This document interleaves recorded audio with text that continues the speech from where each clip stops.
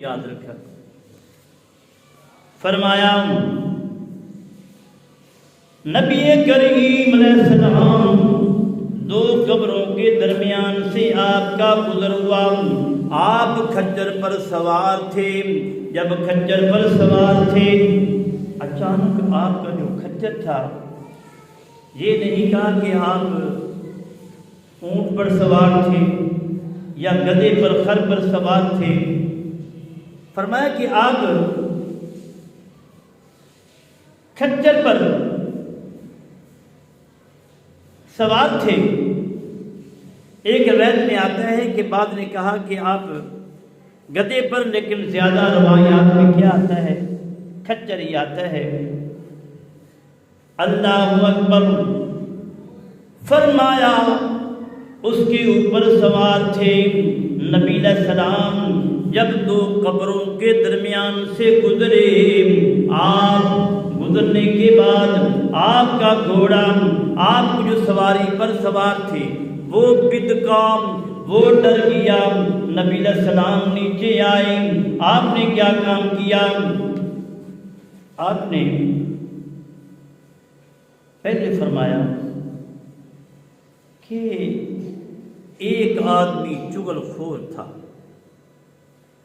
دو قبروں کے درمیان سے گزرے نا، ایک آدمی کیا تھا بھی؟ چغل خور تھا، جو دوسرا پیشاب کے چھینٹوں سے بچتا نہیں تھا۔ تو یاد رکھیں کہ جو چغل خور ہے وہ بہشت میں داخل نہیں ہو سکتا۔ اس کا توضیح میں یوں کر دیتا ہوں کہ چغل خور یہ ہے کہ ادھر کی بات ادھر کرتا ہے، ادھر کی بات نہیں، بات اب سمجھیں، ادھر کی بات ادھر کر دی، ادھر کی بات ادھر کر دی۔ اب قرآن چغل خور کے بارے میں کیا ارشاد فرماتا ہے؟ لا يدخل الجنة قطات، چغل خور کبھی بھی جنت میں داخل نہیں ہوگا۔ خواہ وہ نمازی ہے، حاجی ہے، قاری ہے، غازی ہے، کچھ بھی ہے۔ اللہ کے نبی کا فرمان ہے، ایمان جو ہے یہ پاکیزگی کا نام ہے۔ ایمان جھوٹ سے روکتا ہے، ایمان ہر بے حیائی کی رسم سے ایمان جو ہے محفوظ رکھتا ہے۔ اللہ کے پاس جو بھی جائے گا ان چیزوں سے مبرہ ہوگا، خواہ وہ آخری عمر میں توبہ کر لے، خواہ وہ درمیان میں توبہ کر لے، آگے اللہ کی مرضی ہے اسے معاف فرمائے یا نہ فرمائے۔ تو میرے بھائیوں، آپ بہت اچھے انسان ہیں، اچھے لوگ ہیں۔ ہم سب کو چغلی سے طائب ہونا چاہیے۔ اگر ہم طائب نہیں ہوتے تو ہماری نمازوں کا بھی ایسا کوئی فائدہ نہیں ہے، نہ روزے کا فائدہ ہے۔ اذان اپنے مقام پر ہے۔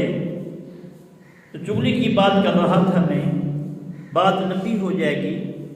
اب دوسری حدیث پاک میں کیا آتا ہے؟ اللہ اکبر، ٹائم 2 منٹ باقی ہیں۔ اللہ اکبر، میرے نبی علیہ السلام نے فرمایا دوسرا ایک چغل خور تھا، دوسرا پیشاب کے چھینٹوں سے نہیں بچتا تھا۔ اب آپ اندازہ لگائیں کہ ہماری کنڈیشن کیا ہے اس پر بڑا، حالانکہ ہم اسے معمولی چیز سمجھتے ہیں، کوئی گل نہیں، پیشاب کر لیا۔ تو بعض آدمی ایسے ہیں کہ ان پر اللہ کی رحمتوں کا نزول ہو، 15 منٹ مٹوانے کے لگاتے ہیں، صرف اللہ کو راضی کرنے کے لیے۔ بعض وہ ہوتے ہیں پیشاب سلوار سے نکل رہا ہے، آپ دیکھتے ہوں گے کہ وہ وضو کر رہے ہوتے ہیں۔ تو یاد رکھیں، میری نگاہ سے تو آپ اوجھل ہو سکتے ہیں، آپ کی نگاہ سے کوئی اور اوجل ہو سکتا ہے. انہو علیم بذات الصدور، اللہ وہ ہے جو دلوں کے بیدوں کو جاننے والا ہے، ہر چیز کو وہ جاننے والا ہے.